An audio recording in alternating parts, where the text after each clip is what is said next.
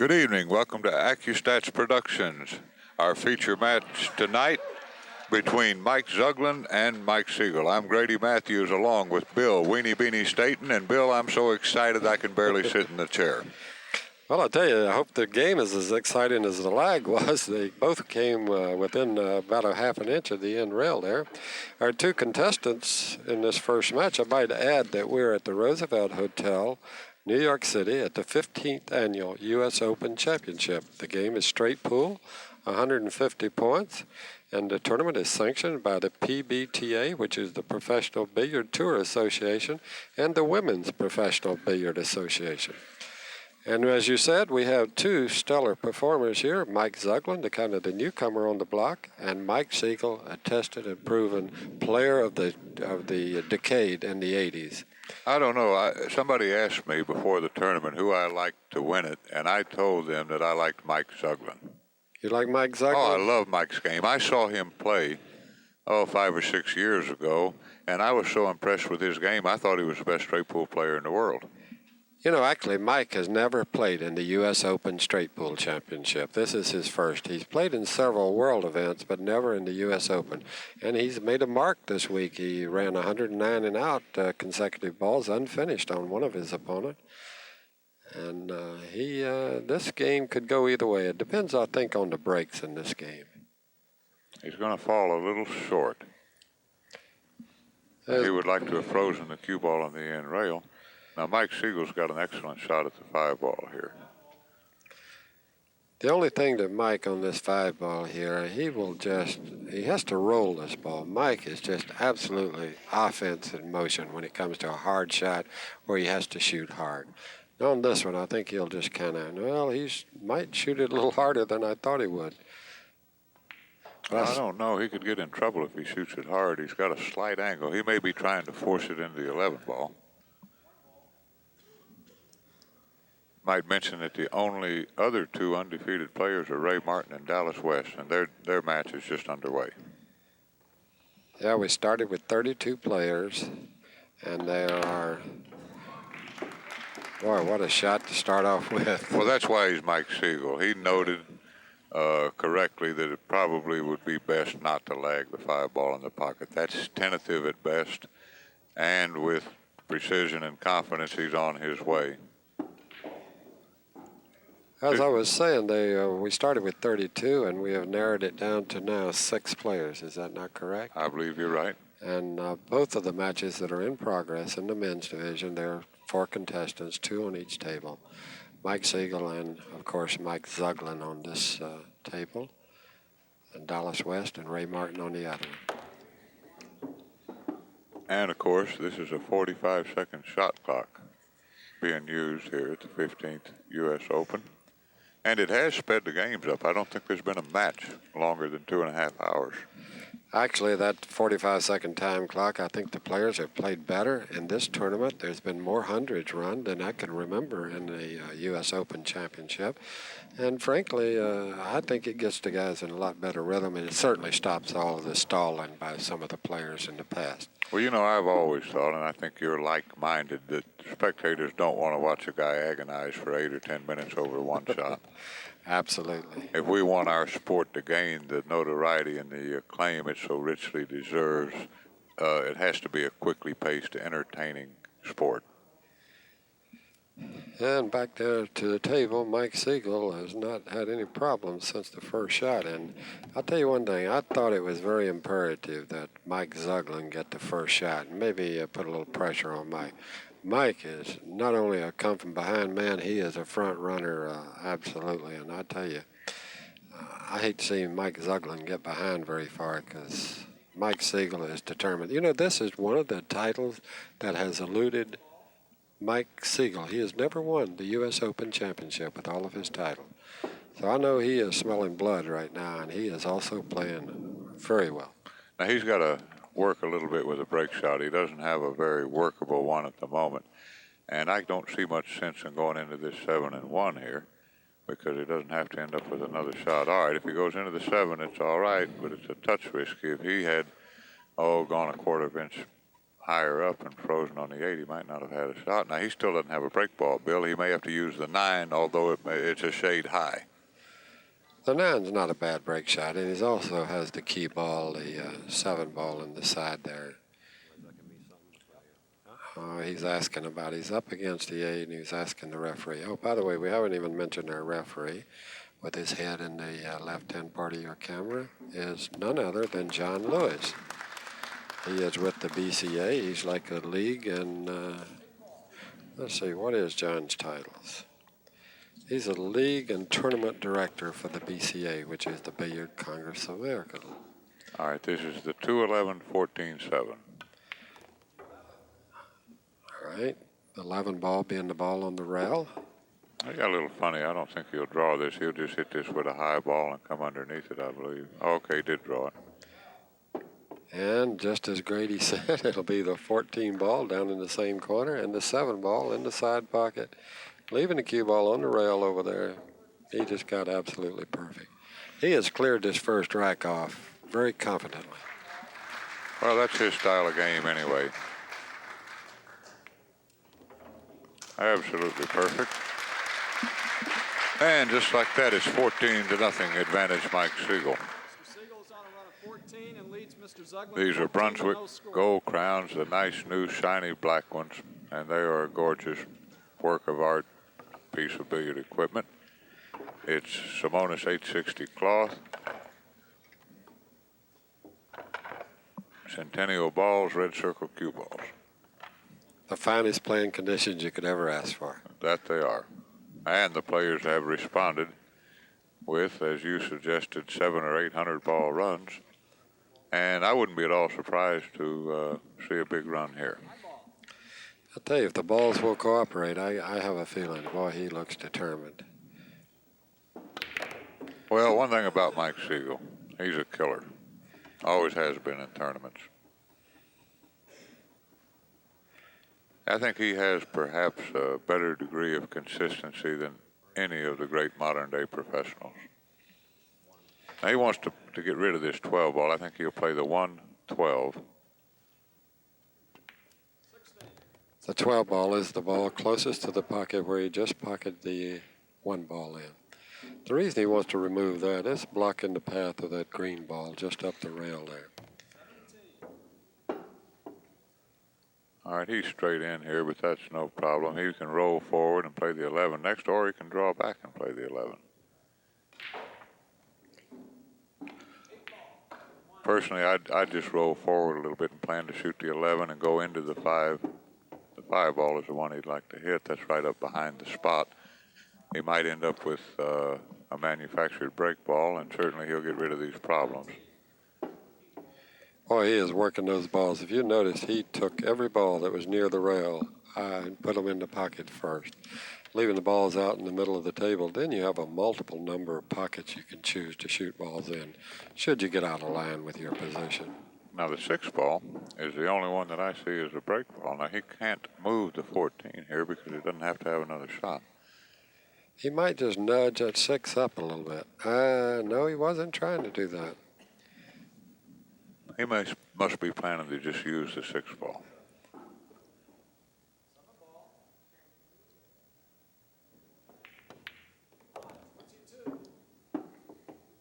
Boy, he's playing. So far, there has not been confidence. Any kind of a shot that even looked hard. Well, that's the way the game should look if it's played correctly. Yes.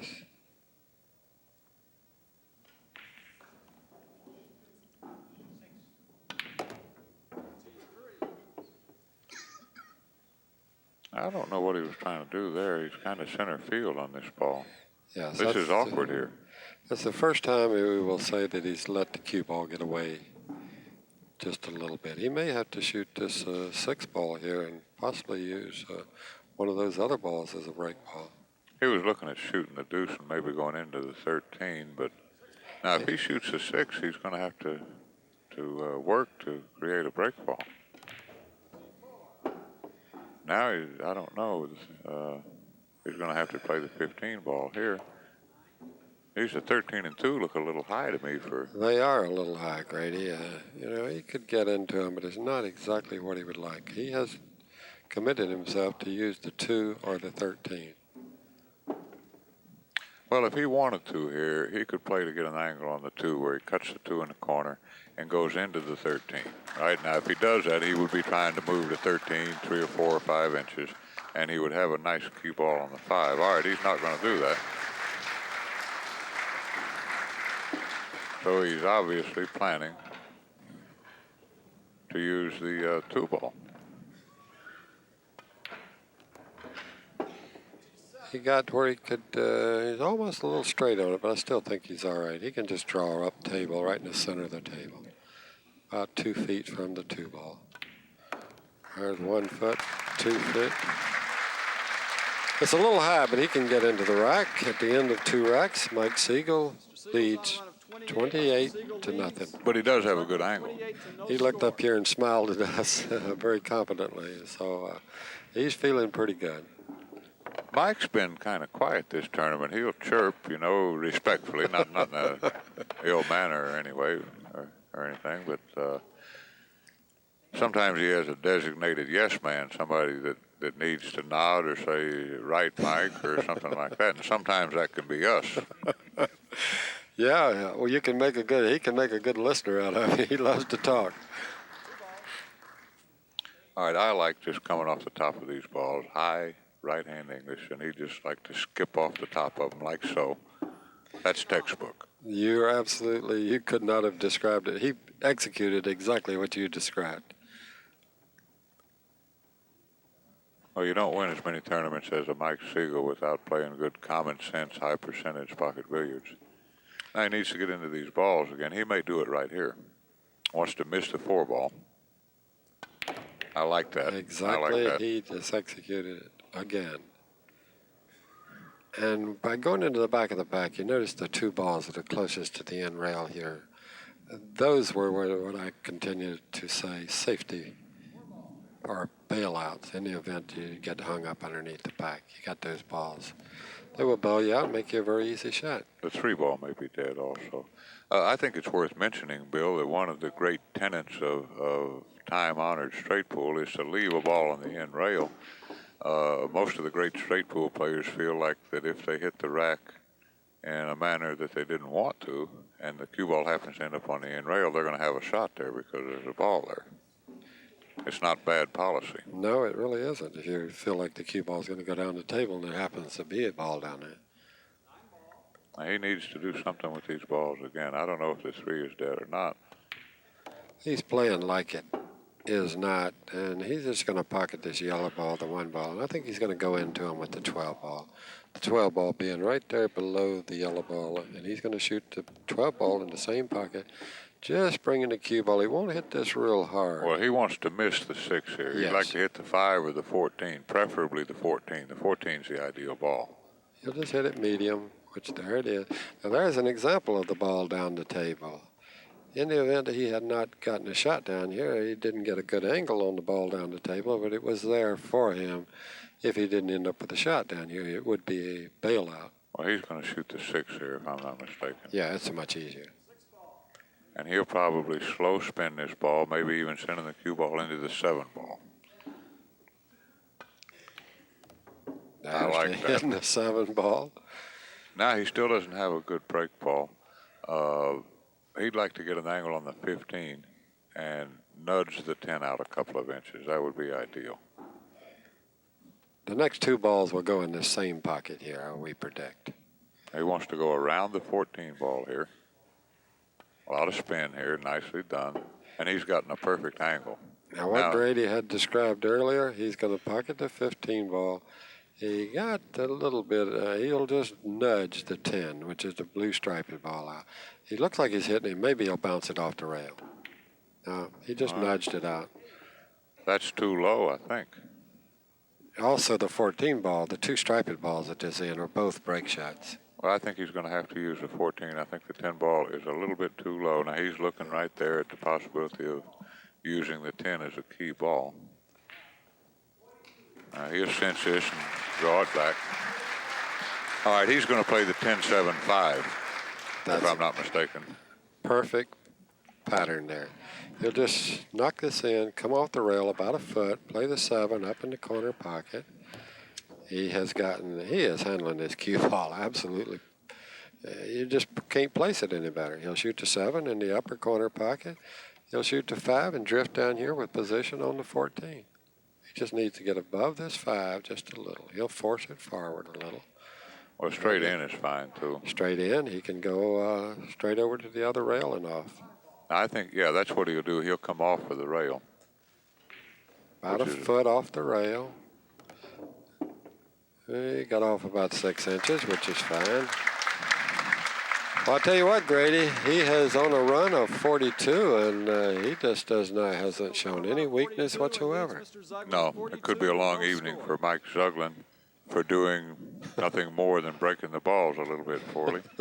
What'd you tell one of those players one time when they lagged and they lost a lag and they had to break the balls and the guy ran 150 and out on it? You told him he better practice the lag. That's true. That's true. There used to be a great billiard player named Jack Foraker, and he used to win a lot of money. He would bet that he could freeze the cue ball on a 5x10 on the lag. Boy, that is. And that's a remarkable feat. This is high left English. The cue ball, he wants it to go 3 rails and around the 9 ball. 1, 2, 3, and around the 9. Around the 9. Beautifully described, Joe. See, these players, Bill, unbeknownst to a lot of aspiring straight pool players, they play the cue ball to do an exact thing on the break. Yes. Oh, they have control breaks, just like you said. If he can get around that 9 ball, which is the corner ball over there, you always get the cue ball back down the table. And you always got many more shots if you're down the table, shooting down this way, because most of the balls are down here. If you end up underneath the rack down here, hitting that 9 ball, you could possibly roll back up into the pack there or get under them.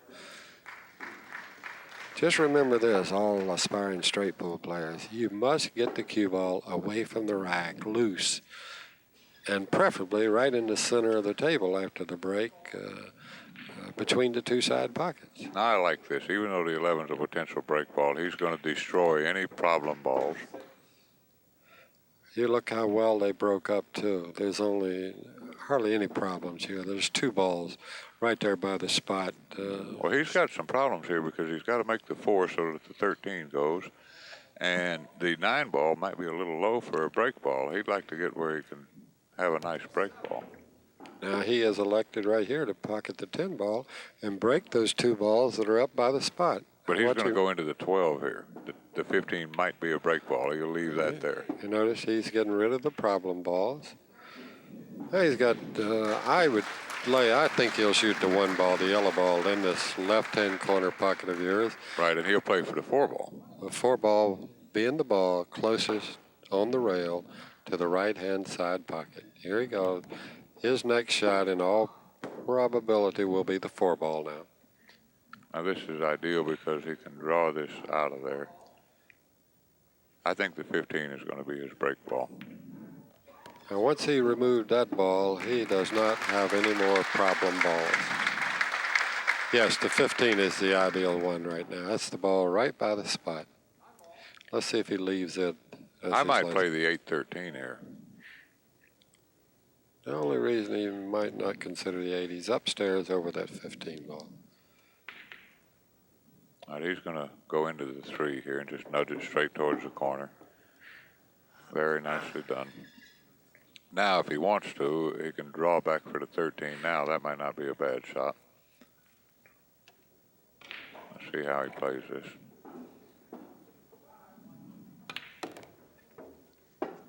Oh, he went up for the 7. Now, this got a little touchy here. He actually can still make the 13 from there if he or the 8 from where he is. Well, I like playing the 13. Now he can come out and have position on the 8 or the 12. Oh, he could make the 8. Okay, I didn't see that. See, either one of those is a good key ball up there. In fact, he can use the 7 as a last ball. That's what he has chosen to do. He'll just pocket this 12 ball in the side pocket, let the cue ball drift down the table, probably come off the end rail, and hopefully get almost straight in on the 7 ball in the other side pocket. Yeah, he's going to use a touch inside English. Not too hard, Mike. That's ideal. Now he can draw or follow this. He'd like to get right about in the middle of the table. The cue ball, I promise you, will be almost split into two side pockets. It will favor the left-hand side of your table just a little bit more than the other side. It'll be on that side, right in between the pockets. All right, that's 56. And Mike Zuglan has only had an opportunity to break the balls. Unfortunately, the game is straight ball. Bill, I just got interested in something. Dallas West is running exactly 56 in his match against Ray Martin. And he's got a break shot. He's leading 56-0. And he got similar break shots. Dallas is a little bit further away. And his ball is, cue ball is meaning further away from his object ball. He didn't have any problem with pocketing it. He broke them well. And we were speaking of Dallas West on the other table. Identically, they ran 56 in the same length of time. That is interesting. It is. Do you think that's got anything to do with the 45-second clock? It might. It's just about. They're both on par. But they both have about the same time of delivery and time between shots, the two of them. I know Dallas West doesn't leave any time on the clock. I mean, he leaves plenty of time on the clock. Now, if the 12 passes the 5, that's what he'd like to shoot here. He'd like to leave the 5 and 1 as safety valves.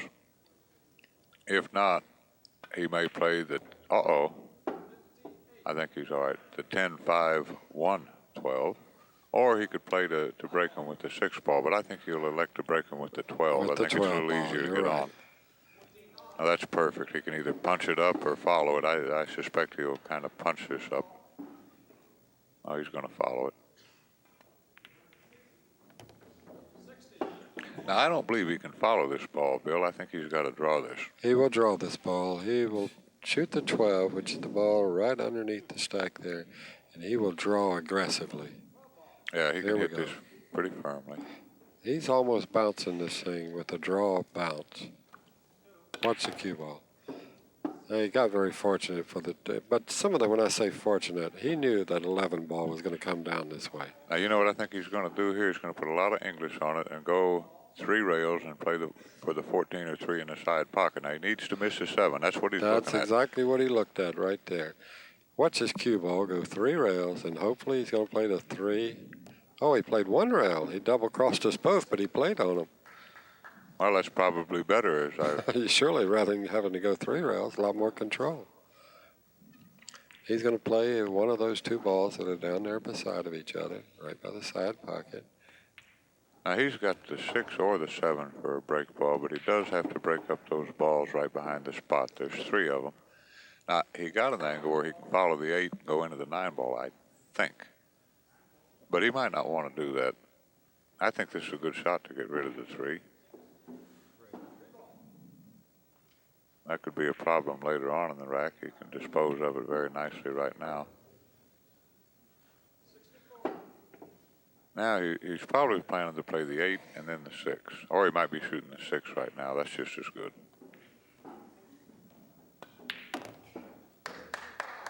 And that's perfect. He's got the absolutely ideal. He could use a 2 for a break ball. The 7 is a beautiful key ball.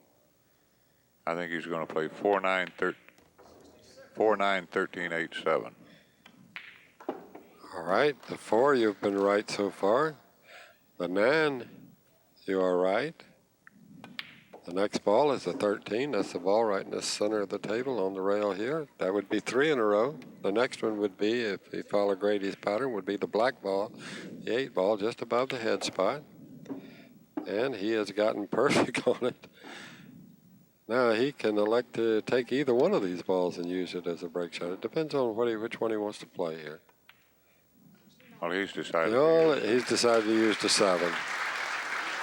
He'll just shoot the 2, draw the cue ball back.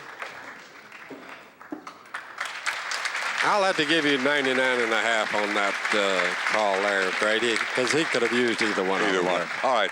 Dallas is at 70 also and prepared to break them.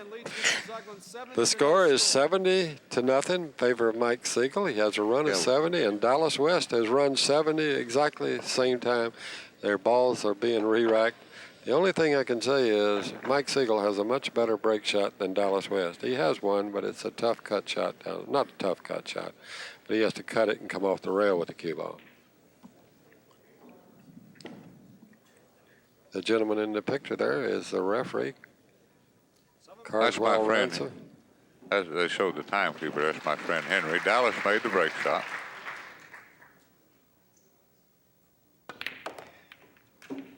Ooh, oh, look at that little nudge helped the left. Well, he had a shot on the 3 anyway. Yeah. Dallas West and Mike Sigel both run 71 balls. Dallas is shooting a 72. 72. Mike Sigel just kept right up with him. He has 72. I've never seen two players roll almost identically the same number of balls and this far into the game. You know what that reminds me of? You remember San Jose Dick? Surely, Dick Moran from San Jose, California. Great one-pocket player. He used to make gambling games with 2 different opponents, and he on 2 tables at the same time. You know, strangely, you should mention him. I played him this spring. He lives in Phoenix, yeah. Arizona, yes. We played a 19-hour session. Oh, he was always a marathon player. You know, I always liked Dick. I do too. He would play. And I got to tell you the story. It seems like the ones you mentioned are the ones that I won. I've lost a lot of them out there, folks. Dick Moran and I played 19 consecutive hours back this spring in Phoenix, Arizona. At the end of 17 hours, he had me loser, and I beat him the last 10 in a row. He just ran out of gas. I ended up winning. But he had me lose. If he had quit a little earlier, he would have been the winner. All right, Mike's got some choices here.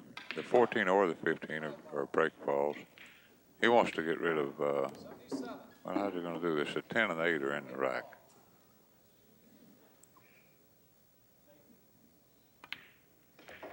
He has elected to use the 14 or the 15. I believe the 10 is in the rack. 10's in the rack and the 15's a little low. He may be planning to use the 4 as a key ball and leave the 9 and 4 until the last 2 balls. Now that requires getting good position on the 9 ball. Boy, I will say one thing. If he does not get a bad roll, he just does not look, he has a miss in him. He's going to draw this back right about where he's standing, then off the rail. Now, he'd like a little angle because he wants to get rid of the 15 ball. He did not get the angle. Well, he's going to draw this again. I would say he'd draw this ball, and he will play the 4 next in the side. He wanted to get a little further. Well, Dallas West has missed. He ran 76.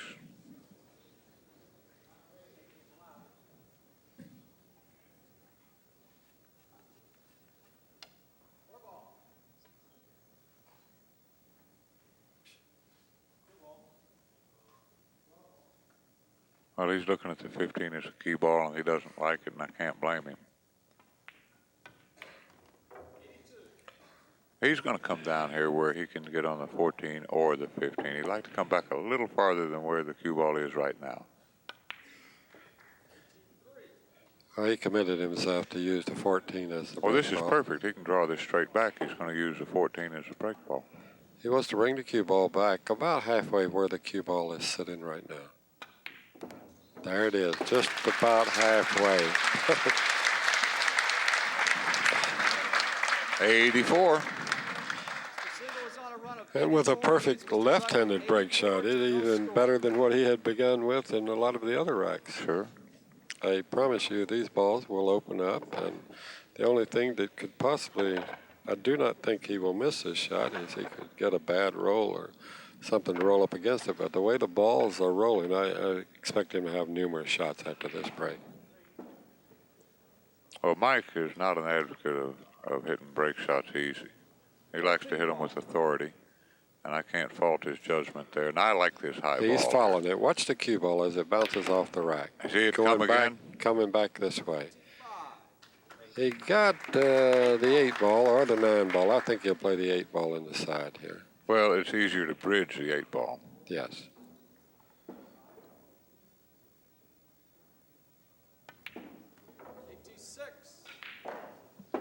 Well, he's in great shape here. The balls are broken open very nicely. He's got a variety of break balls to leave there if he wants to. He's got a few problems. He needs to do something with the 2-7, which is behind and slightly left of the spot area, and the 115 in the right quadrant of the table.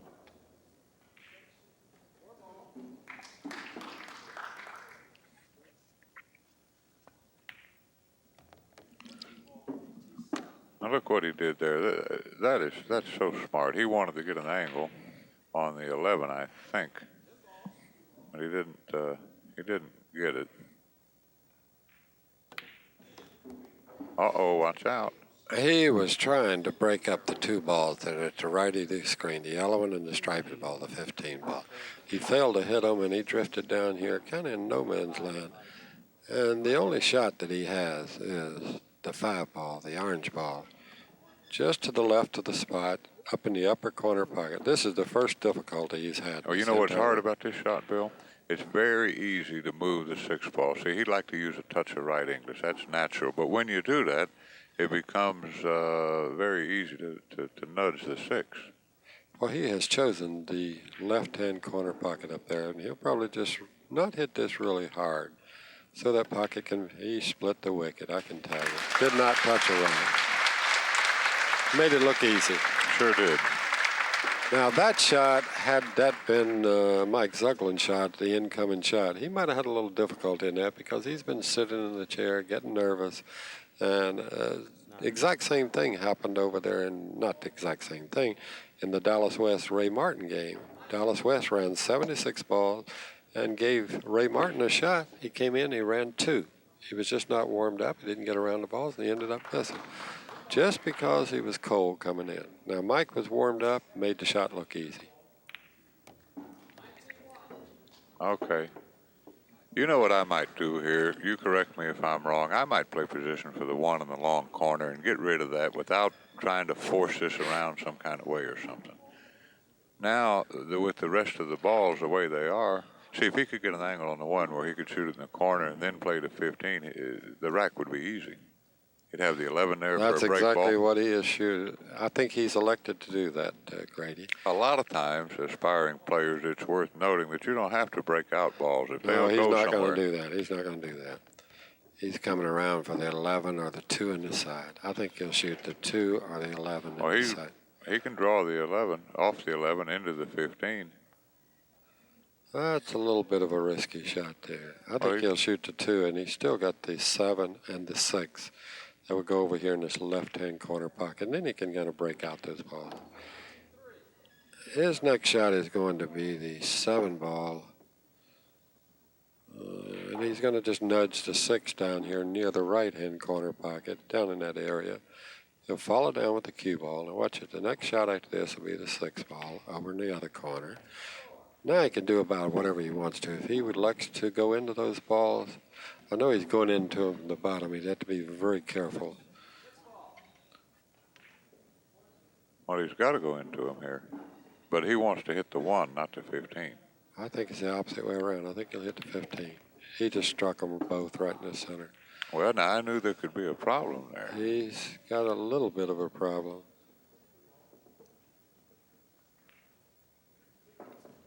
Now, he's got to make a good shot here. He could play the 1 on the side. Apparently this 1 is fitting in the corner the way he's looking. Well, if it goes in the corner, I think that would be correct.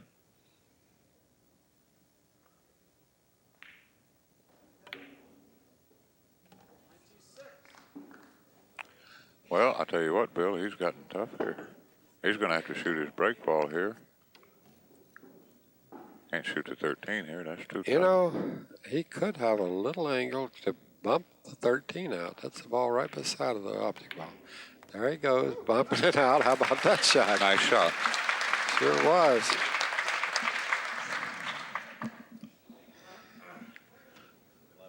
All right, he'll just pull this back over. No reason to go to the end rail here, I don't believe. Just going to come back about a foot from the side pocket in the middle of the table. All right, 98. Well, he looks like he could get up and tie the high run of the tournament. I'll give you a few highlights of the week. We started on Wednesday. We're now into Saturday, August the 22nd. Roosevelt Hotel, New York City, U.S. Open Straight Pool Championship. Steve Miserak, on his very first shot of the tournament, ran 134 in the tournament. And in the ladies division, we had two surprises. Laurie John Jones ran a 64, and Eva Mataya was playing on an adjacent table. That was a record high run for the U.S. Open Straight Pool Championship for the ladies. Eva Mataya broke it within 15 minutes. She ran 68. And the ladies are only playing to 100 points, so those are two very notable runs. Also, century marks was Tony Robles, 107. Mike Zuglan, which is Mike Siegel's opponent here, ran 109 and out unfinished in one of his earlier games. And none other than Johnny Archer from Nutter, Georgia, ran 150 and out against Jeff Carter. The applause that you hear is for Mike Sigel. He just completed a 100-ball run, and it looks like he's going to continue for a while. Well, he's got problems here, Bill. The 14 and 15 ended up on the far right-hand side rail. If you see those two balls up the table, tied up on the side rail. Well, the combination is makeable, but he needs to get all the way over on the rail. Let's see how he attempts to get up there and break those balls up. I think he'll try to find an angle on a couple of balls somewhere that he can hit those balls. Well, he's got an angle right here on the 5, but this is risky. That is very risky to go up there on that. You're absolutely right. If he's got that much control, good luck to him. If he should happen to miss him, he would be way down table or possibly even scratching the corner of the side. Right. I just think it's too risky to shoot. Well, this combination isn't that difficult. We may see him shoot this. I don't know what he's going to do here. I might shoot the 12 or the 7 and try to get right over on the side rail. He's going to shoot the 12, 4, 6, 7. I don't know about that. Now he's got he's going to break them up right now. He's going to shoot the 11 ball, go into those two balls on the rail up there. Watch it. He missed them. Well, that's why I like playing a combination. Will probably end his run. He was just lying absolutely perfect. That's one of the only two times that he's not executed just about what he was trying to do. Well, those are hard to judge, Weenie Beanie. Yes, I agree. And a shot like that, the thickness of the hit on the object ball, like when he shot the 11 in the side pocket, will determine the exact direction of the cue ball. Now, he can do it here. He can try to get on the 7. He's going for those two balls right now. He might be better advised to look at the 4. You know, he's got an angle to go to the end rail. He's looking at it now. He's looking at it right now. I think that's better than the 7. This is high right-hand English. Is he going straight into it? No, to the end rail. He's kind of in between. I think that's a better shot. Really hard to judge. He must hit him on one of the two shots he's got. He's trying to go straight into him. Let's see what happens. I think he might go high on these. Oh, he hit it dead center. How about that? That's a nice shot. Well, he was straighter in than I thought. Yeah, I did too. It looked like from our angle up here, it almost had to go to the end rail. Now, I like the 15, 14, 7 here. I don't like that 14 as a key ball. No, he will try to get on that 14. That's the ball on the rail there. Now he'll try to get on it right here. All right, he's gotten a very nice angle. He can come back on the opposite side of the 7, or he can try to come short. I think he'll come long on the 7. When I say long, is get on the other side of the table.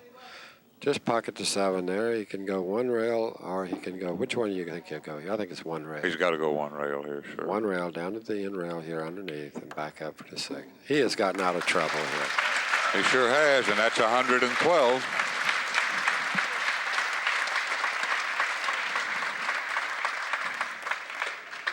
Robin Bell is leading Billy Billing 40 to 23. Interesting ladies contest.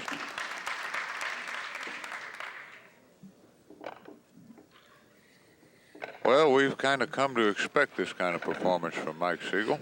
Well, when you get down to the last 4 undefeated players in a field of 32, this caliber of play is not unusual. Have we got our mic on? We're graced with the presence of John Ervolino. Try it out.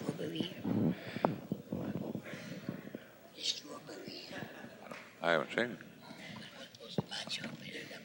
All right, here we go. Mike Siegel's on a 112-ball run, Johnny.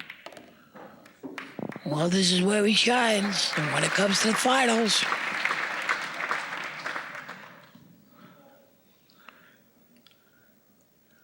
All right, he's got to get into the balls again. He'd like to get over there on that 2-and-1 ball.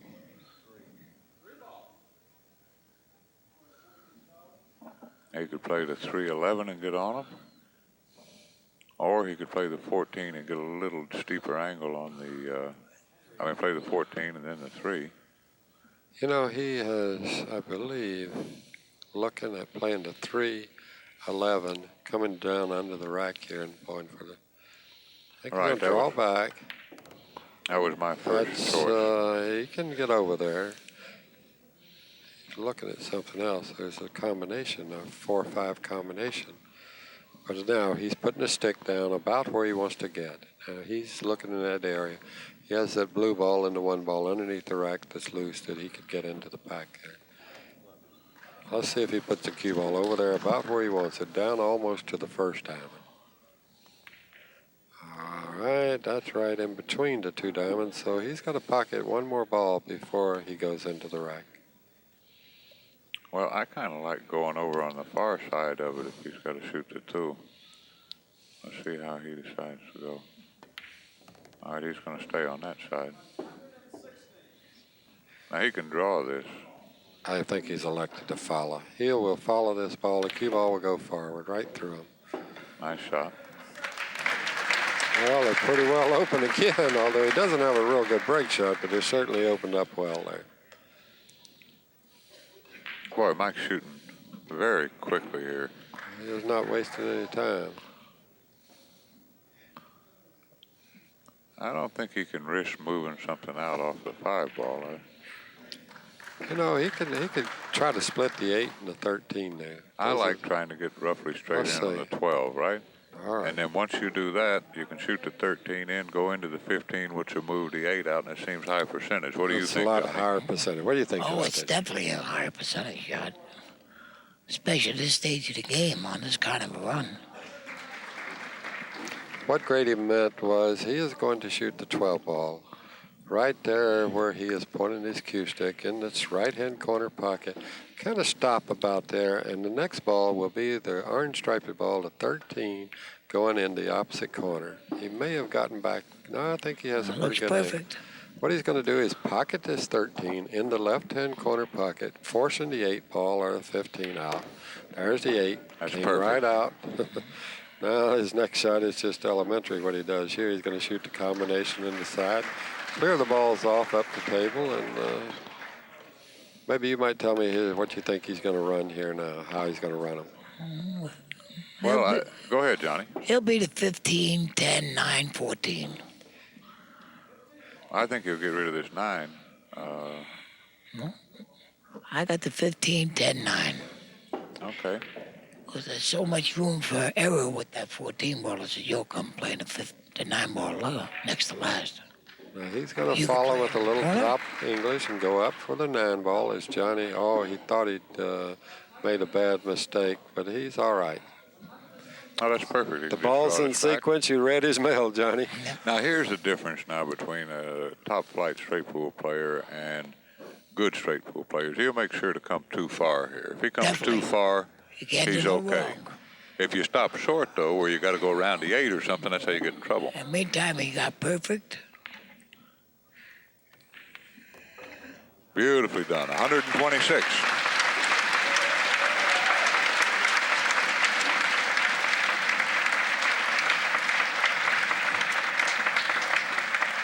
Well, folks, you can see why Mike Sigel has been inducted into the Hall of Fame. He has destroyed many, many opponents and won more tournaments than anybody in the 80s. I wish I could see Mike Zuglan and see if he's outdone Jeff Carter as far as being very capably rooted to the chair. Jeff Grady, Carter. what did you say about Jeff Carter today when Johnny Archer ran 150 out on him? How did you say that he I told him that he set new parameters in squiggling. He sat so stoically rooted to that chair. And I know what that feels like. It's not fun. It's funny to me up here the way you put it, but it is not funny sitting in a. Well, I call it the sympathize. electric chair. I sympathize with Mike Zuglan. His insides are like mush right now. He's praying for a shot, but at the moment it doesn't look likely, fellas. 128. This is just an incredible Ball's performance. are really going to open up here now. He's going to really have a layout after this shot. I mean, he'll have the whole pot. Or as John D. McDonald wrote, the girl, the gold watch, and everything. Girl to go watching everything. And Mike, speaking of Mike Sigel, he does have a beautiful wife, Chris. Oh, isn't she a saint? I saw her Yes, out in the yeah. hallway. She is so full of energy and just such a warm person. Chris Sigel does not have a mean bone in her body. Mike's very lucky to have her.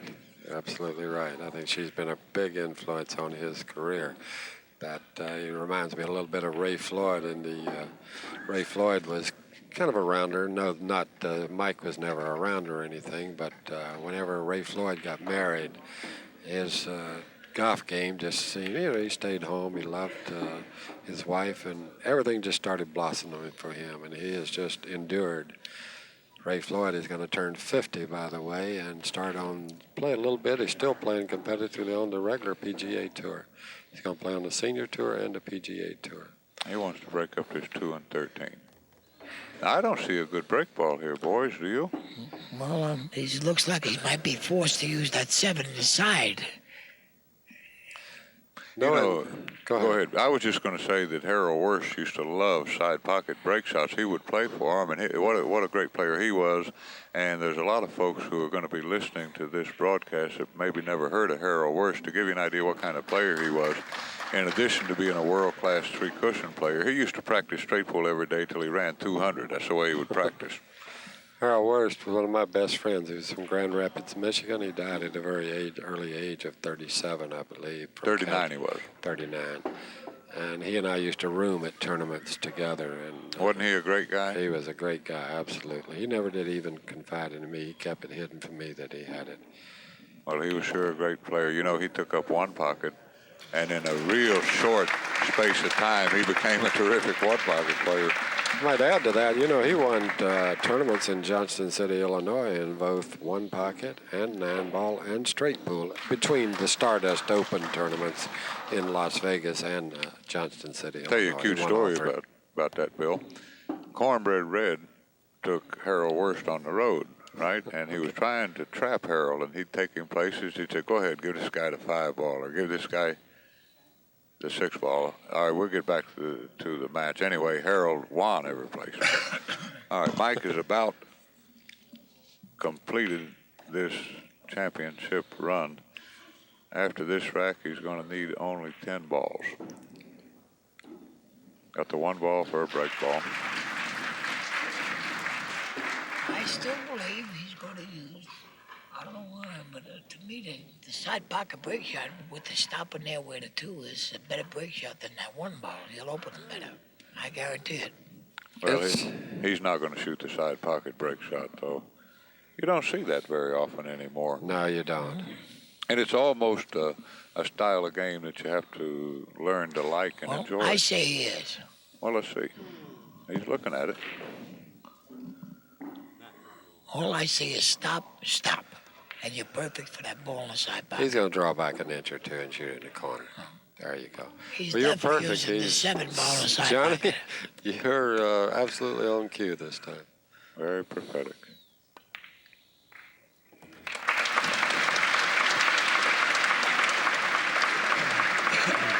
Well, he needs 10 balls, and it's time for my late match odds analysis of Mike Zuglan winning this game of straight pool, and I put it at roughly 1,000,000 to 1.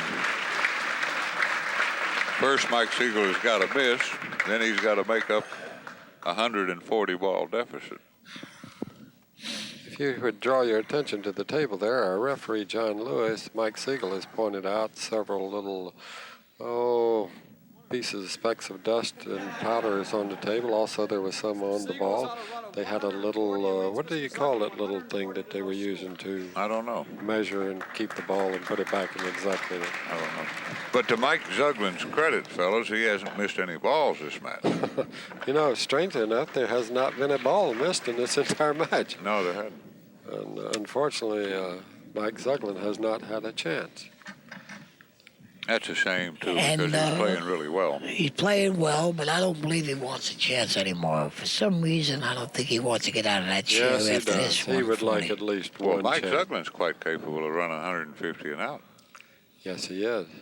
In fact, Mike Zuglan ran 148 balls and out on his opponent in the 1988 Invitational Straight Pool Championship, Cleveland, Ohio. So he is very capable.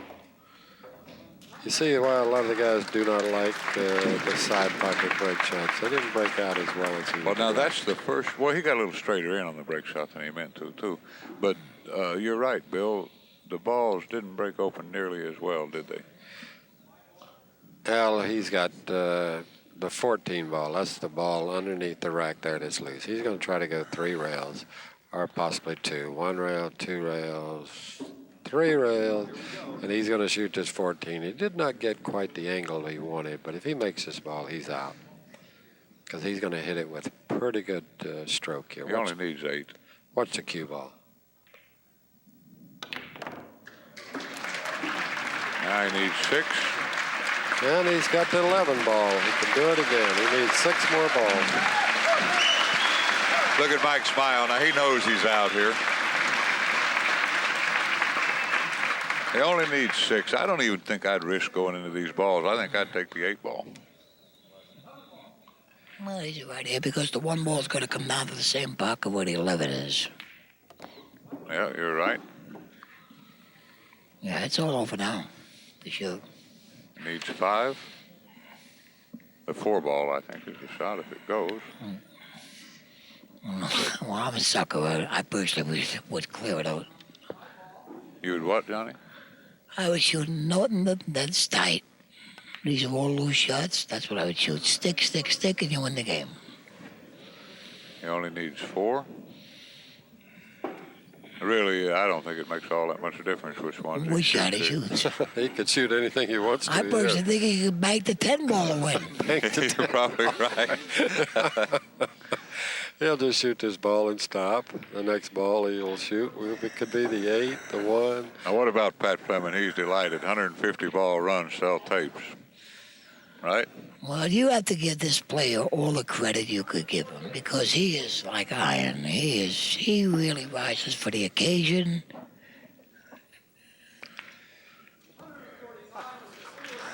He's won. He is And the playing for house is one. going to come down. 150 balls. Look at the audience.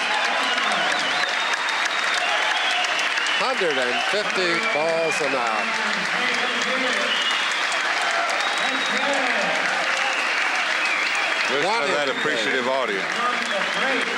The audience is absolutely perfect.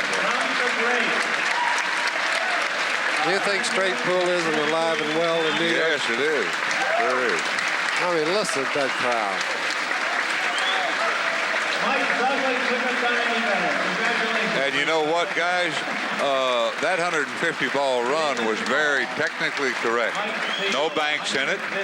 He only got a little bit out of line on 1 shot where he had to make a hard shot on the 5 ball. But other than that, his patterns were well thought out. He played at a very nice tempo. The previous record, this was a He played with record. authority. U.S. Open record. And it was beautifully Was 2 done. innings with He only ran into 5 several problems in the entire game. The 2 balls that were up on the right-hand side of the, above the side pocket on the rail. He made 1 attempt, did not get into him. The next time around, he made sure he got him. And from then on, that was just a textbook run of 150 consecutive balls. What do you think of the game, Johnny? I think it was beautiful. I really, I love to see that kind of pool playing. I don't know. Pat, are we going to get Mike up here for an interview? Yes. Well, that's wonderful. That's what you hope to see at championship events. That's Our- pocket billiards in its finest, most shining time. Actually, there was John Lewis in your picture. congratulating Mike Sigel, our scorekeeper there. He's coming over to get Mike to score, to sign his scorecard. You know, a run like that, is the referee can be very instrumental in helping you along. By staying out of the way, you don't even notice he's there. John Lewis did an excellent job there of keeping the game going. And there is the score for the cameras, 150 to 0.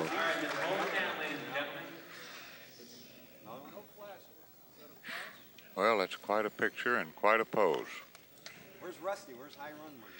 Well, he has to win 2 more, and this title will be his. He is one of 2 that will be undefeated after the Dallas West Ray Martin match, which is in progress. And you know, we got to talk a minute, Bill. When a player does something like that great feat Mike Sigel just turned in, it does a lot in the way of the intimidation factor. Now, his next opponent has to think, gee whiz, I can only make one mistake. I won't even be able to make that. Yeah, if you make one, you might not be in the game. Yes, that certainly runs fear down into another opponent that might face Mike Sigel, the winner on the Dallas West Ray Martin game. If you can create a lot of fear into your opponents, you usually seem to get a couple of more innings against that. Because the players don't play as well against the top-rated players. Do you notice that? That seems to be the case with very few exceptions. Although there have been some exceptions, I think Johnny Archer has held up very well in his first forays into straight pool. I mean, Johnny, when he ran 149 and out on Nick Varner in the Cleveland tournament, I was one of the most surprised people in the room. I said to myself, well, this young 9-ball player is no way going to beat Nick Varner in the finals of a major straight pool event. And Johnny ran 150 and out here. You know, speaking of Johnny Archer, he played Nick Varner again today. Usually when you beat an opponent like the statue of Nick Varner, you beat him once, they might call you a little lucky. He beat him again today in this tournament. So that's the second time, and he beat him rather decisively here. It was not that large a run, although he got off to a good start, and he...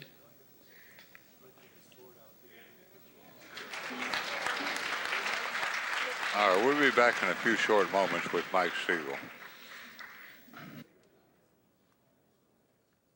I know Grady's got to be smoking here. Mike, we are electrified. That's one of the greatest performances I've ever seen. And from Weenie Beanie and myself, I want you to know that we gave you a 10, a perfect performance. We felt that not only was it great pool, but you were technically great. You only got out of line once, a little bit, no bank shots. And what do you have to say? It was amazing. I started out when I got into, I felt pretty good. Again, today I feel good.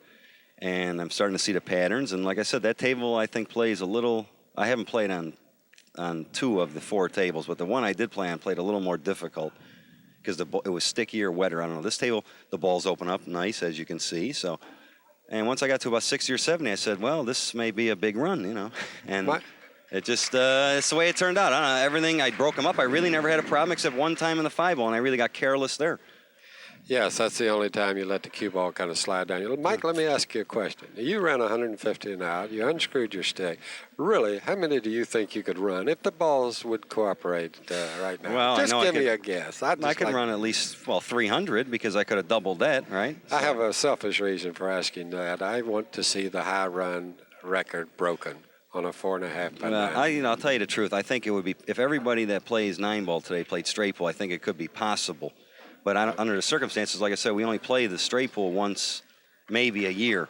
When I was younger, I used to practice straight pool. I ran 339. I believe I was 19 or 20 years old when I ran that. And a lot of the top players have many runs of 300 or 400. But in the last 10 years, mostly everybody practices 9-ball in the break. So therefore, I think the run would be, which was a phenomenal run to begin with. I don't see how a guy can concentrate that long.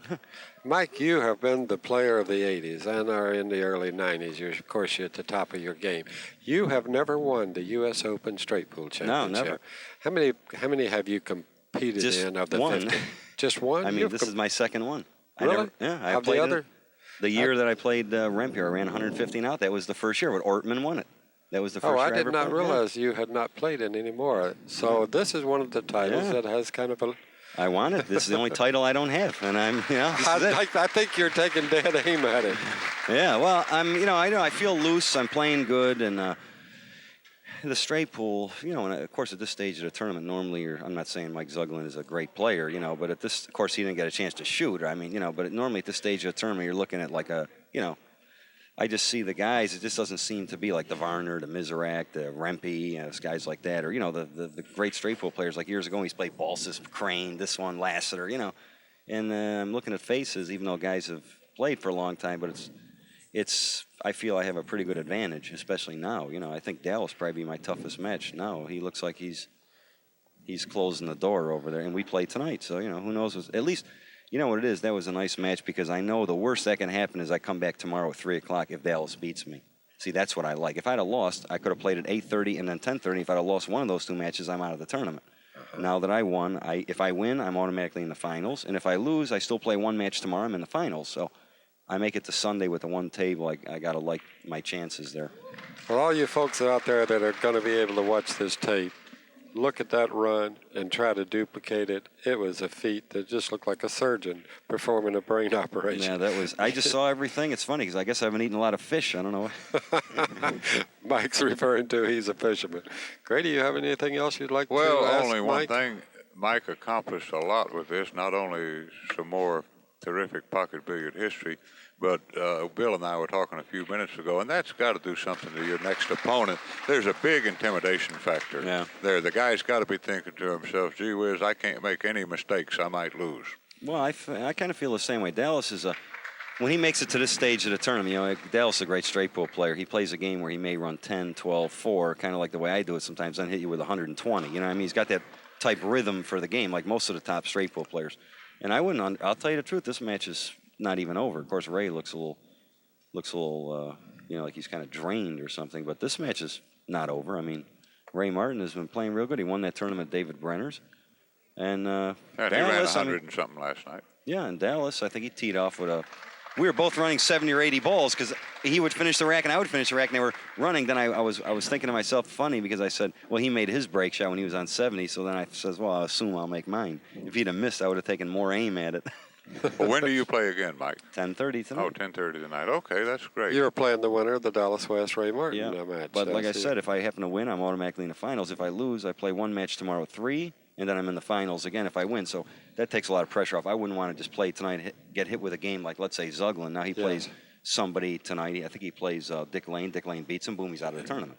So that's always everybody's gonna have everybody's gonna have a bad day here. And the thing is, if you can win when it's like that, but the balls broke good for me, and then I'm playing good. You caused that to happen. They didn't break good for you. Well, I had real good break shots. I was getting in line good, and I hit them, and they opened up like they're supposed to. Well, let me ask you a question. For Mike Zuglan, what does he have to do to defeat a Mike Sigel? He ran 137 on you in Philadelphia and lost that game. Now, tonight he broke the balls and does not return to the table. You want to hear another funny statistic? The last time we played, before that, he ran 137 on me. I ran 115 out on him in the World Tournament in Niagara Falls, New York. Rempe ran 115 out in the afternoon. I ran 115 out at night, and it was on Mike Zuglan. Then the next time we played, he ran 137, and I won. And then this game. So, he's got a... How did you win? Let's tell the viewers, how did you win a game of 150 points where your opponent ran 137? Well, he ran 137. I think I might have run 30 or 40 first shot and missed. He ran 137. He missed. He didn't shoot again. I ran about 70, and we were playing safe back and forth, and I needed about 50 or 60, something like that, and he needed, still a rack or a rack and a half, and we were playing safe. And the next thing you know, I made a pretty tough shot. I remember the one ball, I rolled it up in the corner, very tough shot. Today I probably wouldn't even shot that, but I made it and I ran out. It was just unbelievable. Mike, one last question for you. What would a win here in New York City at the Roosevelt Hotel in the U.S. Open mean to you? Well, it would be very big because I'm kind of, for about a year and a half, almost 2 years, I really wasn't competing that much, and I was doing more exhibitions and more promotion. Then I happened to win I played real good in 3 tournaments in a row, and the last one I won, the Bicycle Club, which is the last tournament I played in. Now to come right back with winning this tournament, I think the other players would know that my game's back, and I think it would be good for me, playing throughout the year. But like I said, I've never won this title, so it's, it means a lot to me. I'd say Mike Sigel is back. Grady, would you have any other questions for Mike here? No, just good luck, and thanks a lot for the championship performance from me and Bill and from all of our viewers. Well, I appreciate it, and let's hope I can keep it up. Well, I think we're probably going to do your match at 10:32, I suspect. We'll probably see you up here in the booth again. Anyone who would like to buy any additional tapes, we have Accu-Stats has a library, just an unbelievable library of tapes. You may order them at 1-800-828-0397. For Grady Mathews and Bill Weenie Beanie Staten, we're saying so long from the Roosevelt Hotel, 15th Annual U.S. Open Straight Bull Championship. Thanks again, boys.